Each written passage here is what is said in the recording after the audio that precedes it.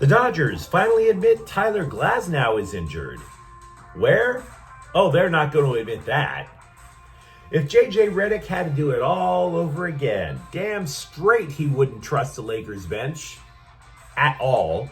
And a USC recruit will soon walk out of the hospital, as long as he's not driving. Good morning. I'm James.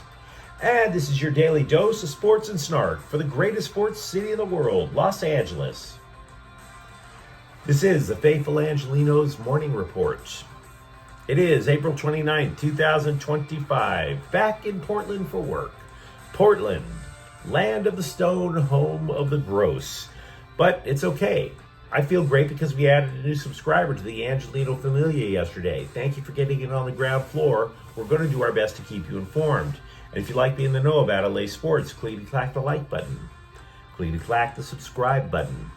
There's a notification bell. Hit that. It lets you know when we drop new content. Sharing is caring. Let people know we exist. And by all means, comment. Now, before we go through the news and notes, a quick look at the scoreboard. Dodgers 8, Miami 7 in 10 innings. The Dodgers are tied for first in the NL West. Meanwhile, today, pretty decent schedule. The Clippers are at Denver at 7 o'clock in Game 5 of the NBA playoffs. First round. Series is tied at 2-2. Miami is going to be at the Dodgers at 7 o'clock tonight, and Edmonton will be at the Kings in the first round of the Stanley Cup playoffs at 7 o'clock. That's Game 5 of the series, which is also tied 2-2. I've been mentioning this for a while. Every single day we're talking about injured Dodgers pitchers. And it's gotten to the point where I almost feel like we need special theme music, not simply for the show, but to say, hey, here comes the Dodger injured pitcher update. And I will say this much. I didn't want to be that much of a bells and whistles guy with all these special effects or anything like that. I kind of like the fact that this kind of looks like I'm in the middle of a dumpster while I'm updating. Instead, I did seem to find something that fits the overall mood whenever I talk about injured Dodger pitchers. So yes, it's time for our daily injured Dodger pitcher update. And it does fit the overall mood because in addition to injuring their pitchers at will, the Dodgers purposefully obfuscate what is wrong with their pitchers. They just change the language in a way that any politico back east would just admire. See, Tyler Glasnow was placed on the injured list Monday with, get this, general body soreness, according to Dave Roberts. Body soreness. I haven't heard that since Mike Marshall back in the 80s was nicknamed General Soreness because he kept asking out of games up in Scum Francisco. I don't know how long you've been watching Dodger baseball, but they were the Giants fans, those scum buckets would get on Mike Marshall and he would answer back and they would start throwing things at him. So all of a sudden he wouldn't want to play anymore because he had general soreness. Now, I'm not saying that's what happened with Tyler Glasnow, but this whole thing just smacks of a cover-up that the Clinton White House would be proud of. I mean, look, we do know some facts, but they're so basic. For example, we know that Glasnow didn't go for an MRI on his injured shoulder. Injured. I mean, you might remember, like I was saying, the Dodgers wouldn't call it injured. You know, they were just saying that he had discomfort, which is a synonym for pain. I don't know why the Dodgers are. I love watching Dodger baseball. Been a Dodger fan since I was a little kid. I don't know why they don't just call it for what it is so everybody can just deal with it. The Dodgers, by the way, it's their 13th pitcher on the injured list overall. Their second starter from the season opening day roster. And it's also Glasnow's third trip to the IL in less than 2 years in Dodger blue. Now, to replace Glasnow, Noah Davis was summoned from the great Midwest manure pit. He does have experience in the major leagues. if you actually think of Colorado as the major leagues. Roberts recently speculated, though, that Davis is not going to be a starter. It could be Ben Kasparius, because Kasparius, who was a starter in the minors, entered the game after Glasnow couldn't even start the second inning on Sunday. Said Roberts, quote, "It's a thought. He gave us 4 innings today. He's unflappable. He flooded the strike zone, and he saved our tails." But just to repeat, 2 Dodgers starting pitchers have already gone on the injured list, and the season's not even a month old. So yeah, if you feel like, I don't blame you. Now, as for the other injured Dodgers starter, Blake Snell did get an injection in his left shoulder. And you might be saying, well, okay, so we know Tony Gonsolin's coming back to the majors this week, starting tomorrow. What else can we do? Well, you might be asking about Clayton Kershaw, Shohei Ohtani. They are weeks away from pitching in a major league game. And that, once again, your daily Dodger injured pitcher update. Meanwhile, with the Lakers, did J.J. Redick have a choice when he didn't go to the bench at all in the second half of the Game 4 loss?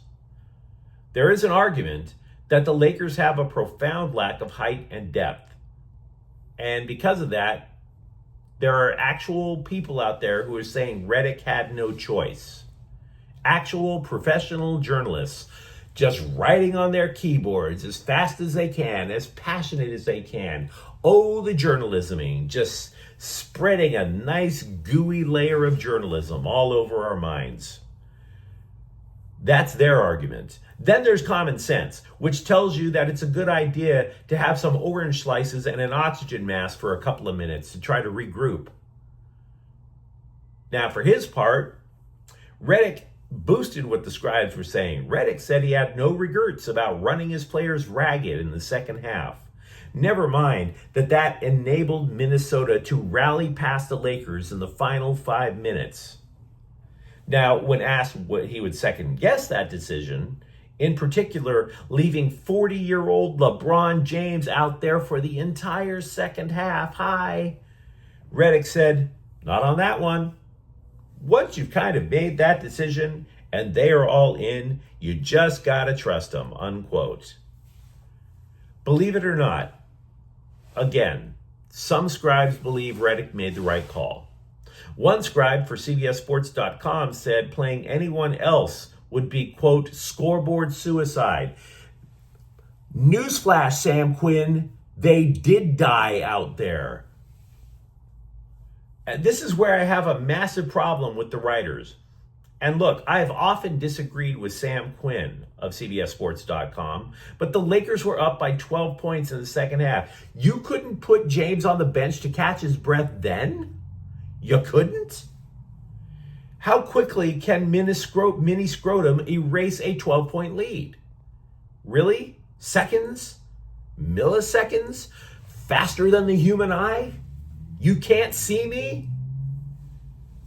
Do you really think the Lakers would be that horrific defensively with Jared Vanderbilt that the lead would vanish like that?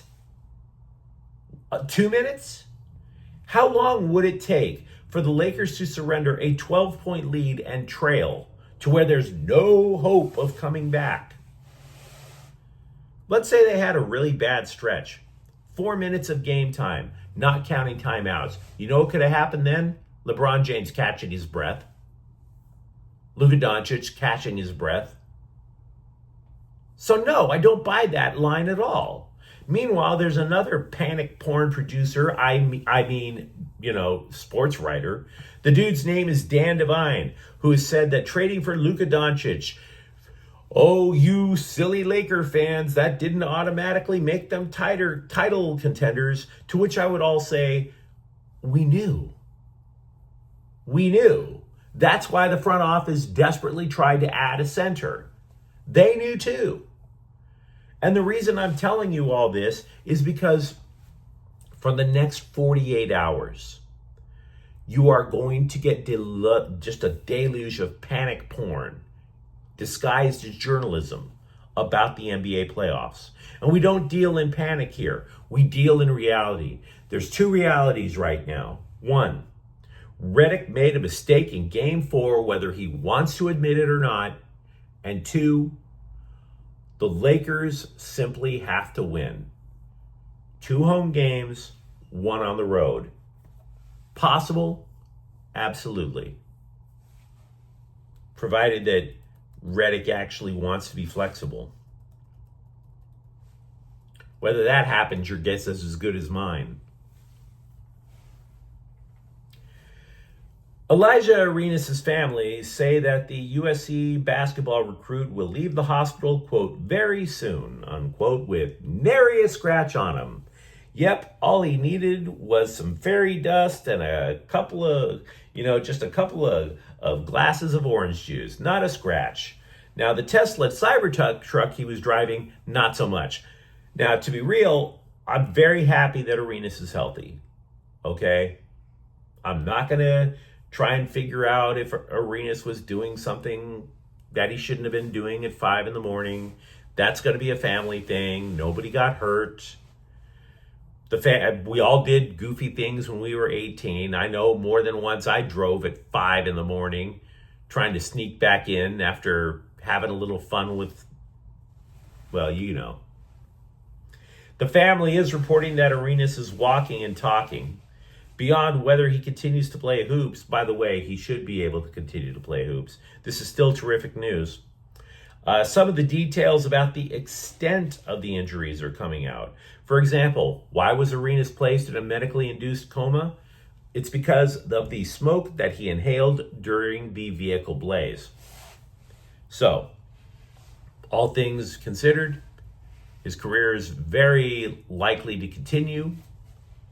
He's going to live a long, healthy life so long as he uses his NIL money on Uber. The Trojans basketball team, though, overall is in an odd state of flux. They keep simultaneously adding and losing players to the portal. So keep that in mind when I tell you the good news. Small forward Chad Baker-Mazara, who reached the Final Four with Auburn. He's a starter, too, and he's coming to USC. Pretty good. Are you done celebrating? Good, because here's the bad news. Guard Keontae Jones decommitted from transferring to USC. He was coming over from Northridge. So all the numbers, all the bodies being thrown around, USC still has a roster of 11, 4 short of the max. It's very strange. Somebody falls in love with USC simultaneously as another says, nah, you're not the one for me. I wish I could explain it to you. Sean McVay said with the draft in the rearview mirror, the Rams might turn their attention back to defensive back Jalen Ramsey, who they traded to Miami in a salary cap dump 3 years ago. McVay said, quote, there are still a lot of layers, contracts, compensation, and different things like that. There is a tremendous amount of appreciation that we have for Jalen, the time that we spent. There's a lot of familiarity, but we're probably in the same position when we talked about it the other day, just because there are some things that we still need to take care of to be able to truly get through the draft from the totality of it all, unquote. What the hell? What the hell? Kamala Harris couldn't create a word salad that big. I mean, my God, that is bananas. That was about 90 seconds of total nothing. The bottom line is this: they're interested in Jalen Ramsey. Meanwhile, over with the Chargers, ESPN is reporting that the Bolts have reopened talks on a contract extension for tackle Rashawn Slater. He's entering the final year of his rookie contract. He made the Pro Bowl flag football extravaganza as a rookie, which of course means nothing. The Pro Bowl means nothing anymore.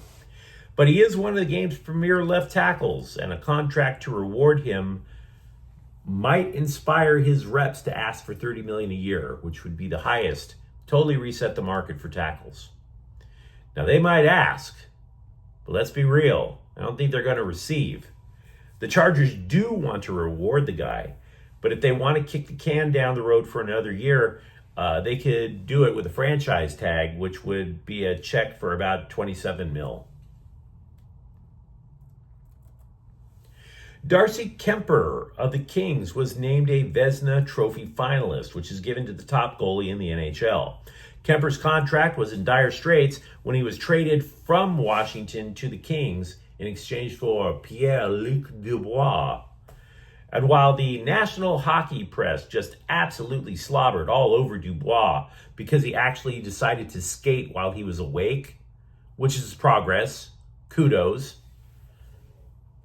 all the praise was given to Dubois, but they overlooked Kemper rediscovering his game, how he gets himself positioned in the crease in advance of the shot. And that was done in no small part thanks to the Kings coaching staff. The upshot is this: Dubois managed to be just a guy. Kemper was in the top 5 in almost every goalie stat this year. He's been a wonderful find for the Kings. Whether they make it out of the first round of the playoffs or not, well, that's anybody's guess. But it ain't going to be Kemper's fault. But you let me know what you think in the comments thread. Talk to me, for example, about the state of Dodger pitching, despite the fact that they're tied for first place. For that matter, do you believe that J.J. Redick does not want to go to the bench again if given the opportunity? And if you enjoyed the content, don't forget to subscribe to Faithful Angelenos. We're talking LA sports here every single day. Thank you for watching. I'm James. We'll be back tomorrow. Faithful Angelenos is a Can Corte El Queso production. Take care.